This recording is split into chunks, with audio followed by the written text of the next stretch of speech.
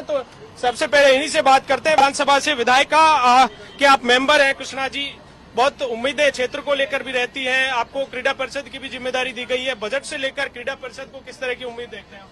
हाँ, देखिए, सर्वप्रथम तो मैं कहना चाहूंगी कि एथलीट के लिए हमें सबसे ज्यादा जरूरत जो है कोचिज की है। हमने कोचिज भर्ती के लिए भी माननीय मुख्यमंत्री जी से अपील की है।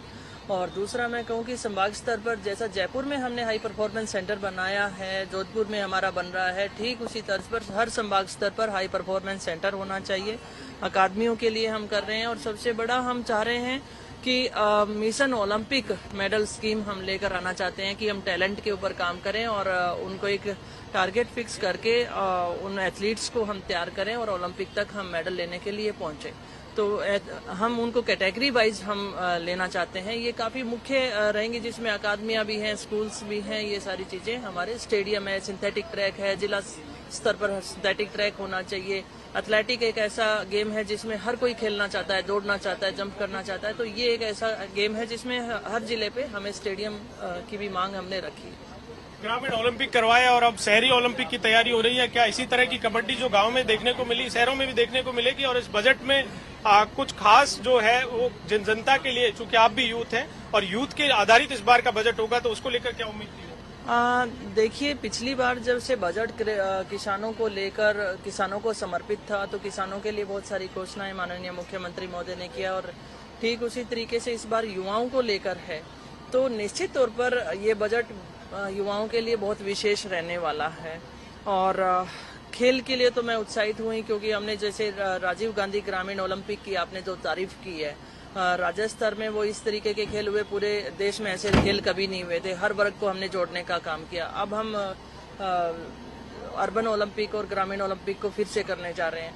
तो मुख्य मांगे यही रहेंगी, क्योंकि युवा हैं तो युवाओं की तरफ देखते हैं, चाहे रोजगार है और चाहे फिर इंफ्रास्ट्रक्चर की बात है, तो उनके ऊपर हमारा फोकस है। संदेश सीएम ने दिया है बचत, बढ़त और राहत, इसका क्या संदेश है? क्या माना जाए कि इस बार क्या बचत होगी, क्या राहत मिलेगी और कितनी बढ़त राजस्थान को इस बार मिलेगी? देखिए, केंद्र सरकार का जो बजट आया उसमें वहां पर भी एक जुमला ही फेंका गया कि 7 लाख तक की टैक्स की इन्होंने रियायत की बात की, जबकि बात वही है, गोलमाल की गई। अगर इस तरीके की मैं कहूं तो ये बजट उनकी तरह गोलमाल करने वाला नहीं होगा। और इसका उदाहरण पिछला बजट आपको दिखा चुका है। और यही है कि अब हर कालीचरण जी कह रहे हैं कि घोषणा भी है, केवल घोषणाएं होती है, इम्प्लीमेंट नहीं होता। कालीचरण जी ने एक बात उठाई कि हमें 5 करोड़ दिए जा रहे हैं, चिकित्सा के लिए हमें मजबूर किया गया। मैं आपको दिनेश जी कहना चाहूंगी कि जब कोरोना काल आया था तो वो उस समय की बात थी। और कोरोना काल ऐसा था कि पूरे विश्व भर में एक चिंताजनक विषय बना हुआ था, इतनी मौतें हो रही थी। उस समय हमारी प्रायोरिटी यही होना चाहिए कि जनमानस को कैसे बचाया जाए। और इनका कहना तो ये भी था कि अशोक गहलोत जी हैं, रेवड़ियां बांटते हैं। वही रेवड़ियां आज जो यहाँ राजस्थान का जो हर व्यक्ति जो फ्री में मेडिसिन ले रहा है, उनको रेवड़ियां नहीं है, वो उन लोगों की जीवनदायिनी बनी है। दूसरा मैं कहना चाहूंगी, मुख्यमंत्री चिरंजीवी बीमा योजना के अंतर्गत जैसे हम इलाज का, जिन लोगों का इलाज हुआ है उनसे जाके पूछिए कि उन्हें कितनी राहत। समझ सकती हूँ, एक मजदूर के पास किराया देने के लिए नहीं होगा, गाड़ी का किराया करके वो मरीज को हॉस्पिटल तक नहीं पहुंचा सकता है, लेकिन ये जो राहत दी है वो बहुत बड़ी राहत।